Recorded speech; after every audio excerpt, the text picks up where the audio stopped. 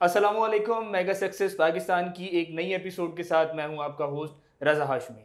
आज हम एक ऐसी शख्सियत के साथ मौजूद हैं कि जो पाकिस्तान के एक बहुत ही छोटे से शहर में पैदा हुए, लेकिन उन्होंने अपनी तकदीर को उस छोटे से शहर में मुक़य्यद करने का नहीं सोचा। ही वेंट टू लाहौर और यहाँ से फिर उन्होंने एमफिल की डिग्री ली। उसके बाद आइल्स ट्रेनिंग को अपना प्रोफेशन बनाया। उसके साथ साथ जितने भी प्रोफिशिएंसी कोर्सेज़ हैं उसमें ब्रिटिश काउंसिल, कैम्ब्रिज यूनिवर्सिटी इनकी सर्टिफिकेशंस की और इसी प्रोफेशन को लेकर पाकिस्तान में अपना नाम बनाया।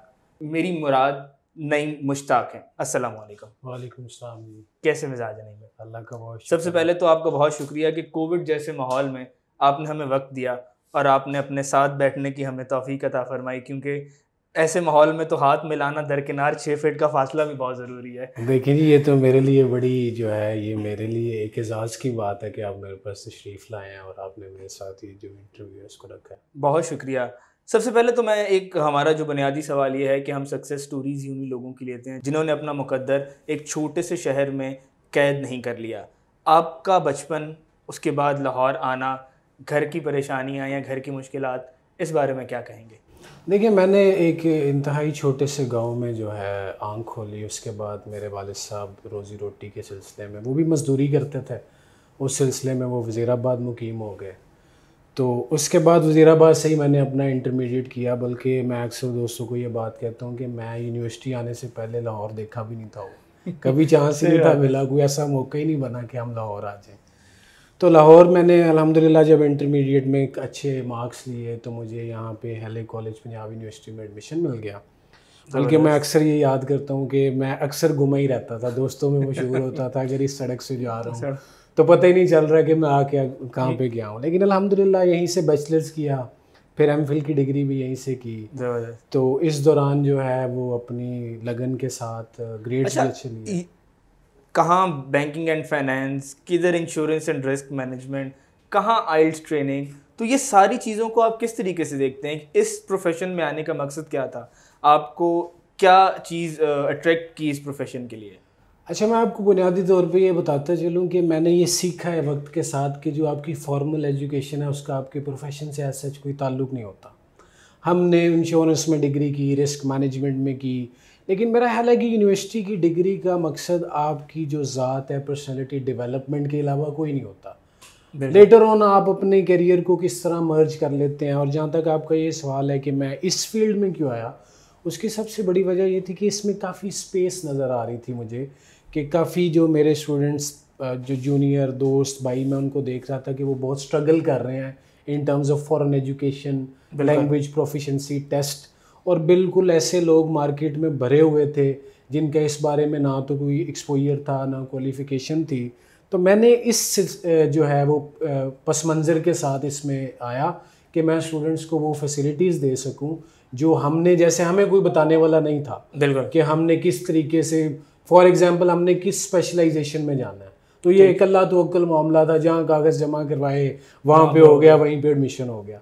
तो इस चीज़ को किसी दूसरे पे असरअंदाज ना होने की वजह से मैंने अपना प्रोफेशन कैरियर काउंसलिंग और इसके बाद जो प्रोफिशिएंसी टेस्ट हैं, आपका आइल्स है, टॉफल है, पीटीई है और डुओलिंगो है, जिस तरह के टेस्ट जिनको लेके आप स्कॉलरशिप अप्लाई कर सकते हैं और आप फॉरेन यूनिवर्सिटीज़ में जा सकते हैं। तो ये एक मेरा, आप कह लें कि पस मंज़र था इस सारे मामले में। आपको कितनी मुश्किलात का सामना करना पड़ा आइल्स? क्योंकि हम बुनियादी तौर पे हम देखते हैं कि जब छोटे शहर से लोग होते हैं तो उनकी तो उर्दू भी ठीक नहीं होती तो फिर इंग्लिश को अपना प्रोफेशन बनाना और इंग्लिश में इतना ज़्यादा इम्प्रूव करना, ग्रो करना और फिर इसमें इतने ज़्यादा सर्टिफिकेशन करना, सबसे बड़ी बात यह है कि हम देखते हैं कि ओ लेवल्स के बच्चे भी अमूमन कैम्ब्रिज यूनिवर्सिटीज़ की सर्टिफिकेशन लेने में नाकाम रहते हैं, लेकिन आपने हाफिज़ाबाद से, वज़ीराबाद से सॉरी, कैम्ब्रिज तक का सफ़र, इसको अगर आप किसी तरीके से डिफाइन करें, कैसे देखते हैं? मैं इसको इस तरह देखता हूँ कि मेरा ख्याल है कि जितनी भी चीज़ें हम बाहर इशारे कर रहे होते हैं ना, कि ये मेरी तरक्की में रुकावट है, ये मेरी तालीम में रुकावट है,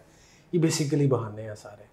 मेरे स्टूडेंट्स आते हैं, मुझे कहते हैं सर क्योंकि मैं उस नवाही इलाके से ताल्लुक़ रखता हूँ तो मेरी अंग्रेज़ी कैसे बेहतर हो सकती है। तो मैं उन्हें कहता हूँ कि मैं खुद टॉट स्कूलों में बैठ के पढ़ा हूँ। मेरे जो टीचर थे, अल्लाह ताला उनको जो है लंबी ज़िंदगी तंदुरुस्ती दे, मेरे काफ़ी सारी टीचर्स जो थे वो सुबह पहले दूध दे के आते थे और शाम और उसके बाद आके क्लासेस लेते होते थे, यानी कि ये क्वालिफ़िकेशन थी। ठीक है, कि हमें साइंस की, मैं याद करता हूँ अक्सर बच्चों को कहता हूँ कि जब साइंस का लेक्चर होता था ना, तो उसमें टीचर कहता था कि ये 2 चैप्टर ऊपर से देख के लिखो, तुम्हारी इमला ठीक होगी साइंस की। ठीक है, तो ये कैसे बहाने हैं कि मैं क्योंकि उस इलाके से आया हूँ तो मेरे इसमें ये कमी है, इस तरह की कोई भी चीज़ नहीं है। प्लस जो आपने इंग्लिश का जो है वो कहा कि इसमें प्रोफिशेंसी, अल्हम्दुलिल्लाह मैं बड़े उन चंद ट्रेनर्स में से हूँ जिन्होंने कैम्ब्रिज यूनिवर्सिटी से सर्टिफिकेशन ली, सेल्टा क्वालिफाई किया मैंने। तो मैं बच्चों को अक्सर ये बात कहता हूँ कि हमारे यहाँ अनफॉर्चुनेटली इंग्लिश को सिर्फ एक्सेंट पे महदूद कर दिया गया है। ये एक बहुत बड़ा इशू है, ये अलमिया है शायद कि जो जिसकी जबान के अंदर वो इंग्लिश का एक अंग है, एक फेक एक्सेंट है, एक वो एक गुलामी वाला एक्सेंट नहीं है ना कि आप उनको एज इट इज कॉपी कर। It has nothing to do with English language, ये समझाना पड़ेगा।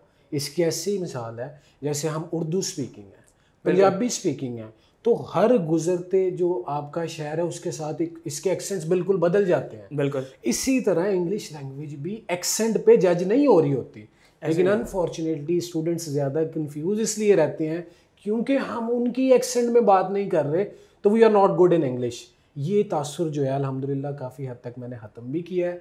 और फिर मैंने ये स्टूडेंट्स को कहा है कि आप ऑफिशियल वेबसाइट्स पे देखें, सारे टेस्ट क्लेम करते हैं कि हम किसी कैंडिडेट को एक्सेंट पे जज नहीं कर रहे होते। बिल्कुल ठीक है, तो इस चीज़ से जब बाहर आएंगे, इसको एक लैंग्वेज के तौर पे लेंगे, और मेरा नहीं ख्याल कि कोई ऐसी वजह है कि अगर मेरे जैसा नाचीज़ जो है वो सर्टिफिकेशंस कर सकता है कैम्ब्रिज यूनिवर्सिटी से, उन टाट स्कूलों से उठ के, तो कोई बंदा अगर ये बहाना करे कि नहीं जी क्योंकि मेरा स्कूल इस तरह का था, तो ये चीज़ सिर्फ एक बहाना है, इससे ज़्यादा कुछ नहीं। अच्छा, जब आप इस फील्ड में आ गए, आपने इसको एज अ प्रोफेशन ज्वाइन कर लिया, उसके बाद फिर आपने इसको एज अ बिज़नेस भी ग्रो किया, क्योंकि देखें ये तो आपका ब्रेड एंड बटर यही है। ज़रनाब जैसे इदारे में आपने इमिग्रेशन कंसल्टेंट रहे, यहाँ पे ट्रेनर भी आप हैं, तो इसके साथ साथ आपका अपने भी स्कूल्स चल रहे हैं, इंस्टीट्यूशंस चल रहे हैं, तो आप इसको बिज़नेस के पर्सपेक्टिव से किस तरीके से देखते हैं? देखिए, पाकिस्तान में बिज़नेस में ग्रो करने का सबसे आसान फार्मूला है ऑनेस्टी।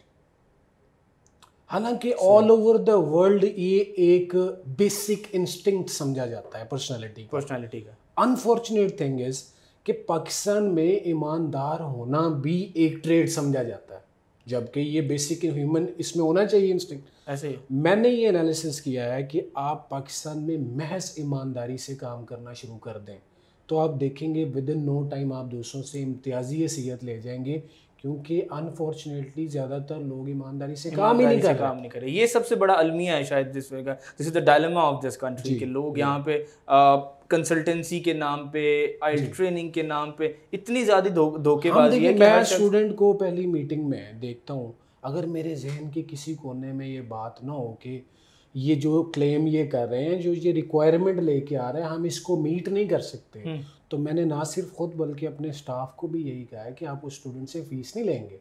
ठीक है, और अल्हम्दुलिल्लाह इसका रिजल्ट ये है कि स्टूडेंट्स हम पे ट्रस्ट करते हैं, स्टूडेंट हमारे साथ जो है वो आके ना सिर्फ गाइडेंस लेते हैं। और मेरा दूसरा ये है कि मैंने कभी भी अपने दरवाजे अपने स्टूडेंट्स के लिए खुले नहीं रखे, कोई भी आ सकता है।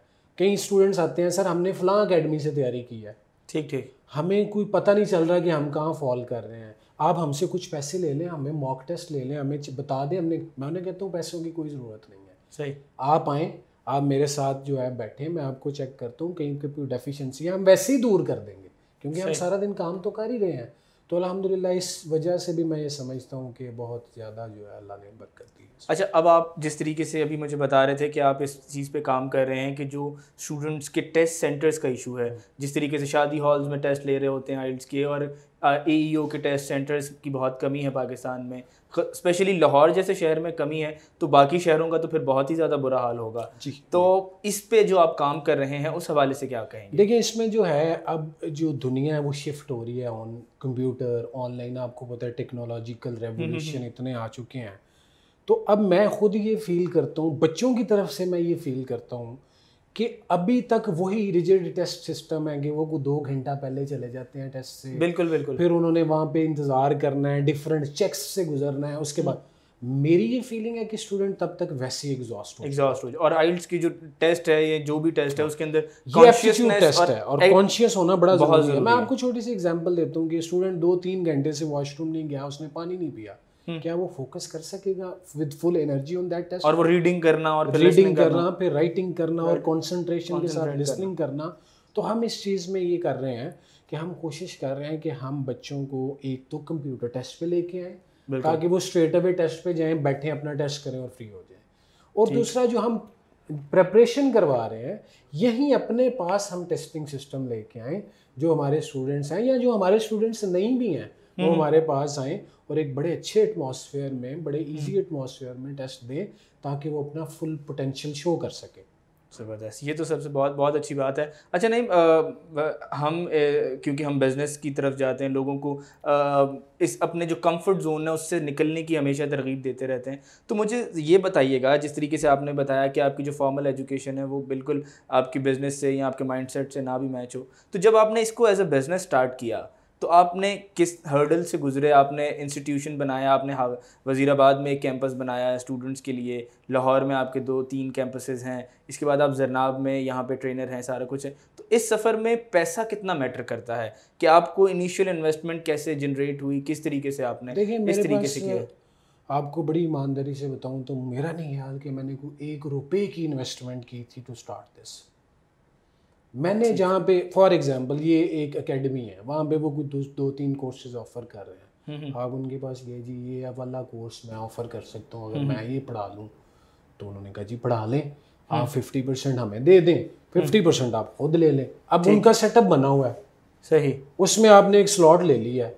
और मुझे तो बड़ी अच्छी तरह याद है, अभी कल ही की बात है, मैं एक स्टूडेंट को लेके, बल्कि समटाइम्स मुझे खुद बड़ी शर्मिंदगी हो रही होती थी कि स्टूडेंट एक बैठा हुआ है, मैं वाइट बोर्ड पे लिखवा रहा हूँ और उसको एक्टिविटीज़ करवा रहा हूँ, तो वो है तो बड़ी ऑकवर्ड फीलिंग थी। मैं अक्सर देखता था कि मैं समटाइम्स खुद भी जब जज करता था कि एक सामने स्टूडेंट बैठा हुआ है, आप उसको वाइट बोर्ड पे काम करवा रहे हैं, क्या एक्टिविटी होगी क्लास के अंदर, जो है ना, कुछ भी नहीं। तो इसलिए, लेकिन अल्हम्दुलिल्लाह उस सफ़र को आपने बर्दाश्त के साथ जो है वो चलना है। और इसमें सबसे बड़ी पावर है यकीन की। यकीन क्या है, बिलीव क्या है, ये it's ability to see things which don't exist now, इसको आप कहते हैं कि आपका बिलीफ है। तो जब आप उन चीज़ों को देख रहे होते हैं ना, फिर आप घबराते नहीं हैं मंजिल से, फिर आप चलते जाते हैं और अल्लाह ताला आपके लिए रास्ते खोलते जाते हैं। ज़बरदस्त, बहुत खूबसूरत बात। नहीं, मैं आपसे मज़ीद ये एक चीज़ पूछना चाहूँगा कि वज़ीराबाद में आइल्स सेंटर नहीं था, आपने पहला आइल्स सेंटर वज़ीराबाद में स्टार्ट किया, तो जो आप सोसाइटी का जो आपके अंदर एलिमेंट है कि बच्चों की वेल बीइंग, जिस तरह मैं पहले भी कह रहा था कि इसमें आप मुझे बहुत कीन नज़र आया, और आपका हमेशा मैंने यही चीज़ देखी कि आप वही बात पैसों से ज़्यादा स्टूडेंट की वेल बीइंग पे फोकस करते हैं। तो अब जो वज़ीराबाद में कितने लोग जो हैं वहाँ पे टेस्ट कर रहे हैं, वहाँ पे काम कर रहे हैं, और आपका इंस्टीट्यूट कैसे ग्रो कर रहा है और लोगों का फीडबैक कैसा है वहाँ पे? देखिए वज़ीराबाद अल्हम्दुलिल्लाह, क्योंकि मैं वहाँ से बिलोंग करता हूँ, तो मेरी, जब मैंने यहाँ पे सेंटर्स को इस्टेब्लिश कर लिया, तो सबसे पहली प्रायोरिटी ये थी कि मैं अपने जो बर्थ प्लेस है, जहाँ पे मैं रहता रहा हूँ, वहाँ पे लोग गुजरात जा रहे हैं, गुजरांवाला जा रहे हैं, लाहौर जा रहे हैं आइल्स करने के लिए, पीटी करने के लिए, टोफल करने के लिए। तो मेरा सबसे पहले एम ये था कि मैं उन स्टूडेंट्स को ऑन देयर प्लेस जो है वो एक ऐसा state of the art atmosphere जो है वो प्रोवाइड करूं, और अल्हम्दुलिल्लाह I was very successful in that venture as well. अब वज़ीराबाद के लोग जो हैं उनको कोई मुश्किल नहीं पेश आती, वो वहीं पे अपनी टेस्ट बुकिंग भी हो जाती है, वहीं पे टेस्ट वज़ीराबाद में ही हो भी रहा है, और उसके साथ ये है कि वो तैयारी भी state of the art methods से कर रहे हैं। तो ये एक मेरी तरफ से, क्योंकि मेरे पास टाइम के पर्सपेक्टिव में तो शायद नहीं था, लेकिन जज्बा था कि मैं वहाँ पे भी जो है वो सर्व करूँ। नहीं, जाते जाते हम आपसे छोटा सा ये बात पूछना चाहेंगे कि आने वाले लोगों के लिए, अगर कोई आइल्स ट्रेनर बनना चाहे, कोई सर्टिफिकेशन करना चाहे, तो उनके लिए क्या राहें हैं, उनके लिए क्या आप क्या मशवरा देते हैं कि इस फील्ड में अभी क्या मज़ीद, जिस तरीके से आपने एक लूप होल तलाश किया, अभी भी क्या उसके अंदर गैप मौजूद है, और अभी भी आप देखते हैं कि लोग, अच्छे लोगों को आने का मार्जिन है? देखिए दुनिया के जितने भी प्रोफेशंस हैं उनमें आज भी पहले से बढ़ के आने की स्पेस है, ये कभी ख़त्म नहीं होगा। टॉप इज़ ऑलवेज वैकेंट है। जो भी बच्चे हैं, जो लोग अभी मेरे से जूनियर हैं, वो इस फील्ड में आना चाहिए। पहली बात तो ये मैं करना चाहूँगा कि आपके इस प्लेटफॉर्म से जो आप मेरा इंटरव्यू कर रहे हैं, कि सबसे पहले मैं हाजिर हूँ। ये बहुत बड़ी, ये मेगा सक्सेस पाकिस्तान के लिए एक बहुत बड़ी सक्सेस है कि नईम मुश्ताक आइल्स ट्रेनर आप लोगों के लिए हाजिर हैं, हमारे देखने वालों के लिए हाजिर हैं। कभी भी आपको किसी भी हवाले से कोई ज़रूरत इनसे पेश आए, आप कमेंट करें, अपनी चीज़ें पूछें और हम आपका इन तक पैगाम भी पहुंचाएंगे। ना सिर्फ स्टूडेंट्स के लिए बल्कि जो टीचर्स इस फील्ड में आना चाह रहे हैं, बिल्कुल, उनको सिखाने, जो जूनियर्स हैं, जो फ्रेश ग्रेजुएट्स हैं, जो अपनी फील्ड को थोड़ा स्विच करना चाह रहे हैं, वो आएँ। हम उनको टीचर्स ट्रेनिंग भी देंगे। जो स्टूडेंट्स आना चाह रहे हैं वो भी वेलकम है। और कोई सर्टिफिकेशन, कोई चीज़ आप करना चाह रहे हैं, आप मेरे से कांटेक्ट कर लें। मैं आपको थोरो गाइड करूंगा 1 to 1 कि इस तरीके से आप जो है इस रूट को यूज़ कर सकते हैं। और मेरा ख्याल है कि इस वक्त सबसे ज़्यादा प्रॉब्लम हमें रहनुमाई की ही होती है, because when we are in inter और हम सिर्फ ग्रेजुएशन की तरफ जाना चाहते हैं, तो पाकिस्तान में बाकायदा या मुनज़्ज़म तरीके से कोई कैरियर काउंसलिंग की स्पेस मौजूद ही नहीं है, जगह ही नहीं है। तो ये बहुत बड़ा हमारे लिए भी एक एज़ाज़ की बात है और हमारे देखने वालों के लिए भी एज़ाज़ की बात है कि हमें इतनी बड़ी ऑफ़र नईम साहब करवा रहे हैं। इसी नोट पे और इसी खूबसूरत नोट पे मैं आपसे इजाज़त चाहूँगा। अगले आने वाली एपिसोड्स तक हमारा इंतज़ार कीजिएगा। अपने मेज़बान रज़ा हाशमी को इजाज़त दीजिए। अल्लाह हाफ़िज़।